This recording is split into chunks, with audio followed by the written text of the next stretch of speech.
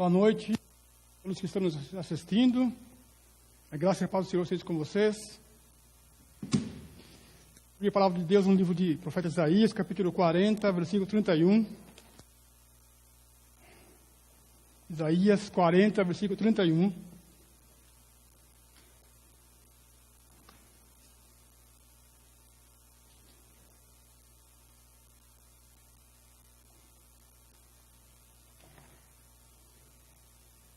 Que diz: mas os que esperam no Senhor renovam as suas forças, sobem com asas como águias, correm e não se cansam, caminham e não se fatigam. No início desse capítulo 30 de Isaías, Deus chama o profeta Isaías para consolar o povo que estaria no exílio. Exílio este devido ao pecado da nação de Israel e de Judá.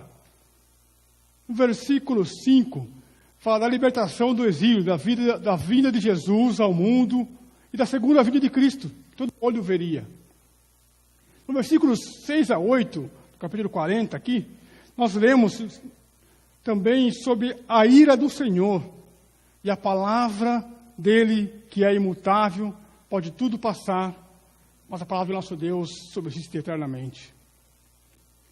Nos versículos 9 a 11, Isaías é ordenado a proclamar com ousadia as boas novas de libertação do exílio. E a partir do versículo 12, os pronunciamentos do profeta foram planejados para assegurar aos israelitas no exílio que eles não precisavam temer que Deus fosse incapaz de cumprir a promessa da aliança. Nos versículos 12 a 14, ele faz uma série de perguntas retóricas para afirmar que Deus é inescrutável e soberano sobre toda a criação. E continua falando da soberania de Deus sobre qualquer poder humano. No versículo 18, diz que o Senhor é incomparável, muito superior a qualquer ídolo. A glória e o poder de Deus são revelados na natureza. O Senhor é rei sobre toda a criação. Deus se revela na sua criação e a sustenta, nada supera o seu poder. Versículo 28 de capítulo 40 diz que Deus não se cansa, nem se fatiga. Ao contrário dos ídolos, sem valor daqueles que defendem eles. Versículo 29, todos aqueles que não encontram alegria nesse mundo, que esse mundo não tem, mas ouvem o chamado dele, como está lá em Mateus 11, 28. Jesus disse: vinde a mim, todos que estáis cansados e oprimidos e sobrecarregados, e eu vos aliviarei. Todos que ouvem o chamado de Cristo, vinde a mim, está cansado, está sobrecarregado, está oprimido com esta vida, venha até Ele, vai encontrar o descanso, vai encontrar a alegria para o cansaço. E no versículo 30, aqueles que teriam muito mais força, que seriam as crianças, juniores, adolescentes, mas se não estiverem nele, não estiverem em Jesus, fundamentado na palavra, como o irmão Everton orou, que é Jesus, alicerçados na palavra, vão cansar, fatigar e vão até cair. Está no versículo 30 do capítulo 40. E com isso chegamos ao capítulo que nós lemos, o versículo que lemos no início, versículo 31. Capítulo 30. E que esse versículo começa com uma conjunção adversativa. Mas aqueles que podem, que não são os mais novos, juniores, adolescentes, jovens, se não estiver fundamentado no Senhor, vão cansar, fatigar e poderão cair. Mas o versículo 31 começa com um mas. Mas os que esperam no Senhor renovam suas forças, sobem com asas como águias, correm e não se cansam, caminham e não se fatigam. Mas os que esperam no Senhor, não nos seres humanos, não qualquer outra coisa, mas a espera no Senhor. E essa espera que está escrito ali é como se fosse um fato já consumado, com convicção, certeza. E esperar na palavra de Deus, nós lembra uma palavra pequenininha, com 2 letrinhas. Está lá em Hebreus capítulo 11, versículo 1. O significado dessa palavra. Essa palavra é fé. esperança. Capítulo 11 de Hebreus, versículo 1 diz: ora, a fé é a certeza de coisas que se esperam, a convicção de fatos que se não veem. Essa é a vida do cristão. Esperar, ter fé, uma vida de fé. É uma pequena palavra, fé, mas é o que nos move na nossa vida cristã. Ou seja, a nossa vida como um todo, porque nós cristãos não temos uma vida cristã e uma vida secular. Não, nós somos cristãos, somos o tempo todo. Então a nossa vida é movida por fé. Como Romanos 10, 17 também diz, um versículo muito conhecido: a fé vem pelo ouvir e ouvir a palavra de Deus. Nós temos que ouvir a palavra de Deus para termos mais fé. Esperar no Senhor é esperar vivendo nele. Esperar no Senhor é você ter um relacionamento de intimidade com Deus. Gálatas 2:20 diz, logo, o apóstolo Paulo dizendo: já não sou eu quem vive, mas Cristo vive em mim. E esse viver que agora vivo, tenho na carne, vivo mais na fé, o Filho de Deus, que me amou e se entregou a si mesmo por mim. Como eu disse, nós não temos uma vida cristã, uma vida secular, uma vida na igreja, uma vida em casa, uma vida no trabalho. Mas nós temos uma vida só. E essa vida tem que ser em Cristo. E Cristo vivendo em nós. Como o apóstolo Paulo diz lá em Gálatas 2:20, já não sou eu quem vive, mas Cristo vive em mim. E esse viver que agora vivo, que tenho na carne, vivo pela fé, a esperança, a fé no Filho de Deus. Do Filho de Deus, que me amou e a si mesmo se entregou por mim, se deu por mim. Jesus se deu por nós. Essa é a nossa vida de relacionamento, de intimidade com Deus. Uma pergunta que sempre faço lá nas salas juniores que não temos em aula: como você conhece alguém? Como você fica íntimo de alguém? Conversando, falando com ela, com as pessoas, ouvindo-a. Com Deus é a mesma coisa. Como conhecemos a Deus? Conversando, dialogando, falando com Ele. Orando, falando com Ele e ouvindo através da sua palavra.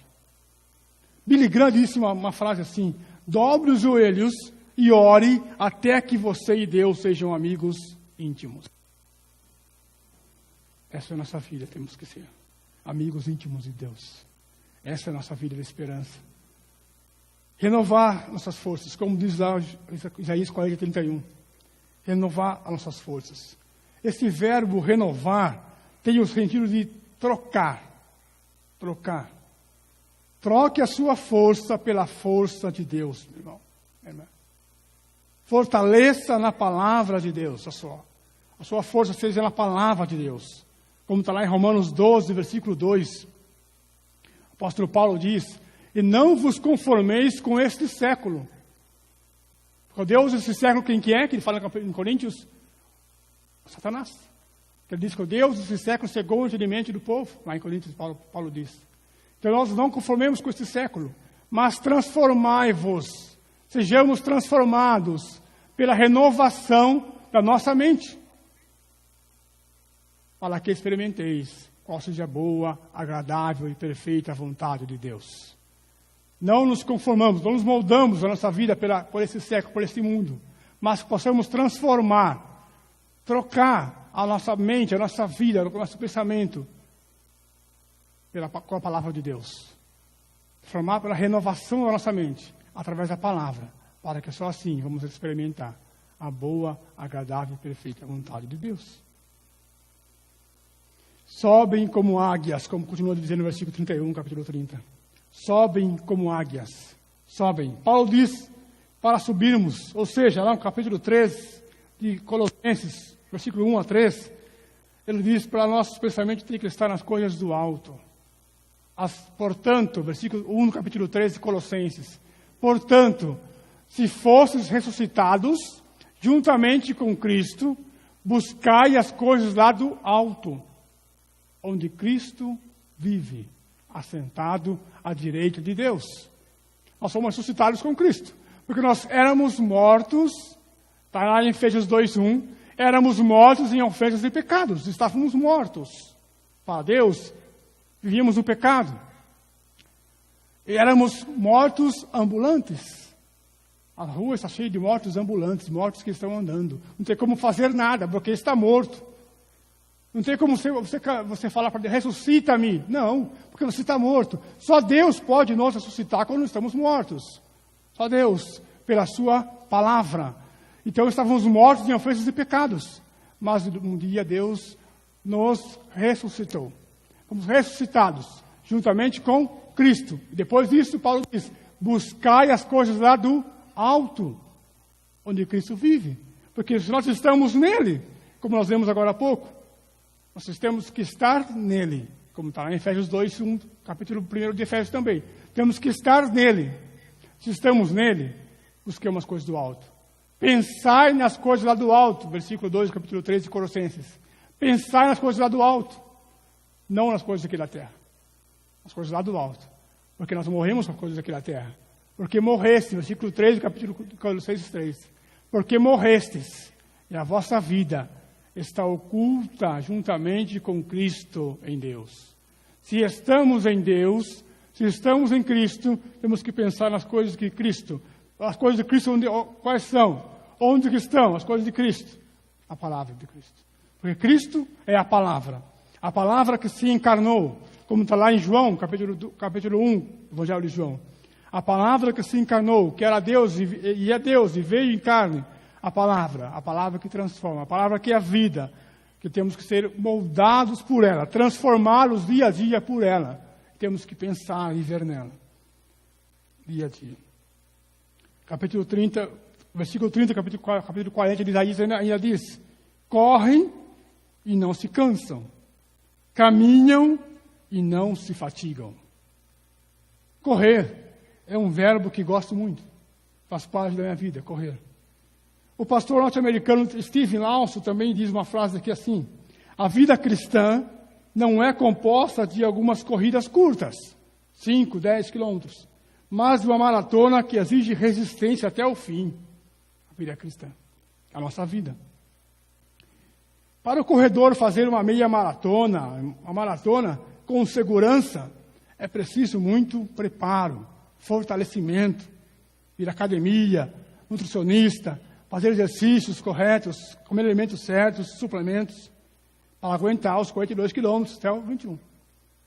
A alimentação e fortalecimento é tudo na vida de um corredor. Vida cristã também, porque nós também estamos na corrida. A partir do momento que ouvimos a mensagem, a palavra que transforma, a palavra que nos toca, somos tocados por ela, e Deus nos dá o dom da fé, para crermos nele. O arrependimento acontece. Deus coloca em nós o Espírito Santo, seja a promessa, que é o penhor. Tudo isso é como se estivesse colocando em nós o número de peito e dizendo, vai. Sinal tocou, a corrida começou. Hebreus 12 diz, capítulo 1, versículo 1 e 2 de Hebreus 12. Portanto, também nós... Portanto, ele diz ali, em Hebreus 12, versículo 1, porque ele acabou de falar dos heróis da fé. Hebreus capítulo 11. Convou sobre toda a vida dos heróis da fé, lá desde Adão, de Abel, e veio falando dos heróis da fé, a vida deles. E aí ele chega ali e fala, agora, portanto, nós aqui, visto que também temos a rodear-nos tão grande nuvem de testemunhas, desembaraçando-nos de todo o pecado, o peso que testamente nos rodeia e assedia, corramos com perseverança a carreira que nos está proposta. O escritor de Hebreus diz, corramos com perseverança a carreira que nos está proposta. Perseverança, não ficamos caídos, não ficamos parados, cansados, olhando para o lado, para baixo, para cima. Não, corramos para o nosso alvo. A carreira que nos está proposta, que nós sabemos onde vamos chegar. Que possamos continuar seguindo, correndo com perseverança. Nós entramos na corrida, já estamos na corrida. A partir do momento que nós aceitamos o chamado de Cristo, Ele falou, vinde a mim, ouvimos a sua palavra, fomos tocados por ela, impactados por ela, pela graça, nós estamos na corrida. O mais importante dessa corrida é que o nosso treinador está conosco na corrida. Não estamos sozinhos. Estamos correndo, vai conosco durante a corrida toda. E no final, é Ele que vai entregar a medalha para nós. Porque Ele disse que estaria conosco até o fim. Mateus 28, versículo 20b, diz: e eis que estou convosco todos os dias, até a consumação do século. Então Ele está conosco. Não nos estarmos sozinhos. Pode ser difícil a corrida. Pode, às vezes, ser corrida de obstáculos, às vezes. Pode, às vezes, ter muitos percalços no caminho. Porque fala ali no Hebreus 12. Temos que desembaraçar o que está nos assediando. Mas Ele está conosco. Nós não estamos sozinhos. Ele está conosco todo o tempo, nessa corrida. Nós passamos pelo processo de regeneração. Quando recebemos a fé e nascemos de novo. Agora nós estamos vivendo o processo de santificação, que acontece pelo fortalecimento. Leitura da palavra, oração. Porque não há outro meio de conhecer a Deus e fortalecer esse conhecimento a não ser pelo relacionamento com Ele. E prosseguimos para o alvo. Todo corredor tem um alvo. Que está lá em Filipenses capítulo 3, versículo 14. O apóstolo Paulo diz: prossigo para o alvo, para o prêmio da soberana vocação de Deus em Cristo Jesus. Todo corredor quer chegar no seu alvo, receber o seu prêmio, sua medalha, troféu. A vida do cristão é também essa aí. Filipenses 3,14.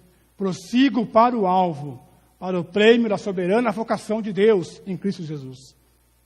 Estamos regenerados, estamos sendo santificados e seremos glorificados ao chegar no pórtico de chegada. Chegar no pórtico que será a nossa pátria. Filipenses 3:20.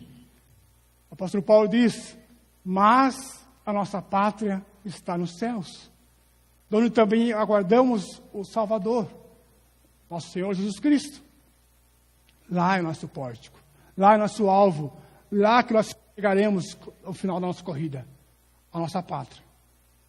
Lá que é a nossa esperança, lá que é a esperança de todo crente. Nossa esperança não está nessa vida aqui, o apóstolo Paulo fala aos Coríntios. A nossa esperança está lá. Cristo nos resgatou para nós vivermos com Ele. Por isso que Paulo fala ali em Filipenses 3:20. Nossa pátria está nos céus. Não é aqui. De onde também aguardamos o Salvador, o Senhor Jesus Cristo. E lá seremos glorificados. Ele fala no versículo 21. Lá nós seremos glorificados, o qual transformará o nosso corpo de humilhação para ser igual ao corpo da sua glória, segundo a eficácia do poder que Ele tem de até subordinar a si todas as coisas. Como Ele ressuscitou a Jesus Cristo, Ele vai nos ressuscitar um dia e seremos glorificados como Cristo foi. Essa é a nossa esperança, esse é o nosso alvo, nós seremos glorificados um dia. Esta é a razão da nossa esperança, como está lá em 1 Coríntios capítulo 15, 19. Não é aqui na terra, não é aqui. Se nossa esperança em Cristo se limita apenas a esta vida, Paulo diz, somos os mais miseráveis, somos os mais infelizes de todos os homens. Mas a nossa esperança é que Ele morreu, ressuscitou e vai voltar para nos buscar. Não ficaremos aqui na terra. Podemos passar o que for aqui na terra. Podemos até ter Covid, podemos ter gripe forte o que for, dor o que for, doença o que for, desemprego, o que for. Mas nada disso separa nós do amor de Cristo. Nada disso pode nos separar, nada disso pode separar a nossa alegria, porque nossa esperança está no Senhor, e vamos estar com Ele um dia. Portanto, irmãos, irmãs, que me assistem nesse momento, que estão aqui, renovemos a nossa mente com a palavra de Deus, todos os dias, e falemos com Ele em oração. Tenha prazer em estar com o Senhor. A sua vida, a nossa vida está no comando dEle, Ele está no comando de tudo, Ele é soberano. Não vai cansar, nem fatigar, pois o nosso renovo vem dEle. Amém, irmãos?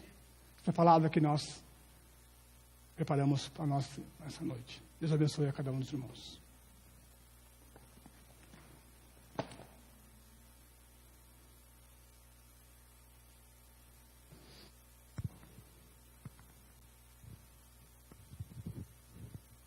Amém? Que Deus possa está abençoando nosso irmão Daniel.